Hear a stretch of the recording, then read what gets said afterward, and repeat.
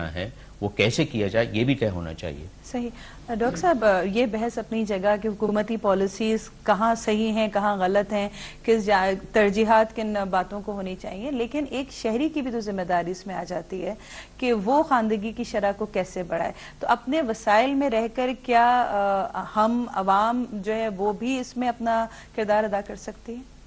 جی بنیادی چیز یہ ہے. ویسے میں ایک چیز عرض کروں کہ لوگوں کا رجحان جو ہے یعنی غریب لوگوں کا بھی تعلیم کی طرف کافی بڑھ رہا ہے اور قربانیاں دے کر بھی والدین جو ہے اپنے بچوں کو خواندگی کی طرف لے جا رہے ہیں. تو شعور تو ہے لیکن خواندگی کے حصول کے لیے اور دوسرے بلکہ مسائل کے لیے جو میں سمجھتا ہوں جو میں نے کیا ہے زندگی بھر وہ یہ کہ اپنے وسائل میں رہتے ہوئے اپنے مسائل کا حل تلاش کرنا چاہیے. ہم جو اونچی اڑان اڑنے کی کوشش کرتے ہیں اس کے لیے ہمارے پاس اتنی پرواز کی طاقت نہیں ہے. ریسورسز ہمارے اگر ایمانداری سے بھی استعمال کیے جائیں تو نہیں ہیں.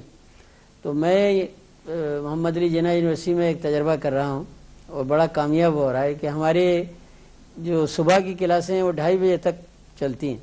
اس کے بعد 3 گھنٹے تک ہمارے 40 کلاس روم جو ہیں وہ خالی رہتے ہیں جو ایئر کنڈیشنڈ ہیں، بہترین فرنیچر ہے. اور برابر میں محمود آباد کی کچی آبادی ہے تو وہاں کے بچوں کو ہم مفت تعلیم دے رہے ہیں، ان کے لیے یونیفارم کتابیں وغیرہ. اور چونکہ انفراسٹرکچر موجود ہے تو اس سے ان کے ذہن پر بڑا اچھا اثر پڑتا ہے. ان کے لیے پکی زمین، واٹر کولر اور ایئر کنڈیشن کمرے میں بیٹھنا جو ہے وہ ان کے اعتماد کو بہت ہی بحال کر دیتا ہے اور ایک تمنا پیدا کر دیتا ہے کہ ہم آگے بڑھیں.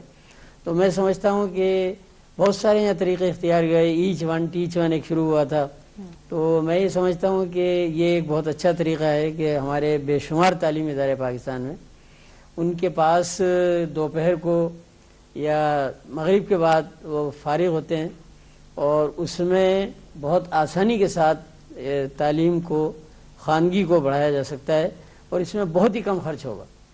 لیکن احساس کی ضرورت ہے اصل میں. انوار جی صاحب اگر ہم ملینیم ڈیولپمنٹ گول بھی دیکھیں تو اس میں دوسرا جو گول ہمیں نظر آتا ہے وہ یہی کہ اچیو یونیورسل پرائمری ایجوکیشن، کہ دنیا بھر میں بنیادی تعلیم کو پرائمری ایجوکیشن کو کیسے بڑھایا جائے.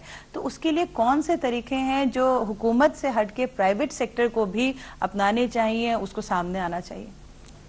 ہما بخاری صاحب پرائیویٹ سیکٹر کو کیا کرنا چاہیے یہ بھی اپنی جگہ ہے، لیکن اس سے بھی زیادہ اہم بات غالباً یہ ہے کہ حکومت کو کیا کرنا چاہیے اور حکومت نے کیا کیا ہے. میں یہاں وکالت نہیں کر رہا لیکن میں کم از کم اس مصرے کو ضرور حوالہ بنانا چاہتا ہوں کہ اے بھا جملہ بگفتنی ہنرش نیز بگو. عیب تو ساری گنوا دیے ہیں آپ نے لیکن ایک آدھ ہنر ہے، کوئی خوبیت وہ بھی بتائیے. تو وہ میں پہلے یہ کرنا چاہ رہا ہوں کہ اس وقت دیکھیے کہ پہلے آپ کے یہاں صوبائی ڈپارٹمنٹ جو تھا اس کا نام تھا ڈپارٹمنٹ آف ایجوکیشن. اس میں اب تبدیلی لائی گئی ہے. اب وہ department of education and literacy ہے اور اس کے ساتھ لٹریسی کا ایک پورا انفراسٹرکچر اٹیچ کر دیا گیا ہے کہ وہ لوگ جن سے بس مس ہو گئی ہے 11 سے اوپر کے، ان کے لیے اہتمام کیا جائے اور وہ کیا جا رہا ہے. جیسے ابھی زیر بحث ایک چیز آئی تھی، بچیوں کی تعلیم کو اہم نہیں سمجھتے، جبکہ یہ تسلیم کیا گیا ہے کہ ایک مرد کی تعلیم ایک فرد کی تعلیم ہے اور ایک لڑکی کی تعلیم ایک خاندان کی تعلیم ہے. اسی لیے اس وقت گورنمنٹ نے یہ کیا، پہلے تو پہلی کلاس سے 10ویں کلاس تک تمام فیس معاف ہو گئی، تمام جو ٹیکسٹ بکس ہیں وہ فری آف کاسٹ دی جا رہی ہیں پبلک سیکٹر انسٹیٹیوشنز میں. لڑکیاں جو 6ٹھی 7ویں 8ویں میں ہیں جو آگے بڑھ کر ماں بن کے اپنا رول ادا کریں گی ان کو 1000 روپیہ پر ایئر دیا جا رہا ہے اسکالرشپ. اب آ جائیے آخری بات میں اس آپ کے تعلق سے سوال کے کہ اس میں پرائیویٹ سیکٹر کا انوالومنٹ کیا ہے. اس وقت کراچی کی پوزیشن میں عرض کرتا ہوں آپ 70:30 کی پوزیشن ہے کہ 70 جو ہیں تعلیمی ادارے وہ پرائیویٹ سیکٹر کے ہیں اور 30 جو ہیں وہ پبلک سیکٹر کے ہیں جو کہ سیکنڈری بورڈ میں امتحان دے رہے ہیں.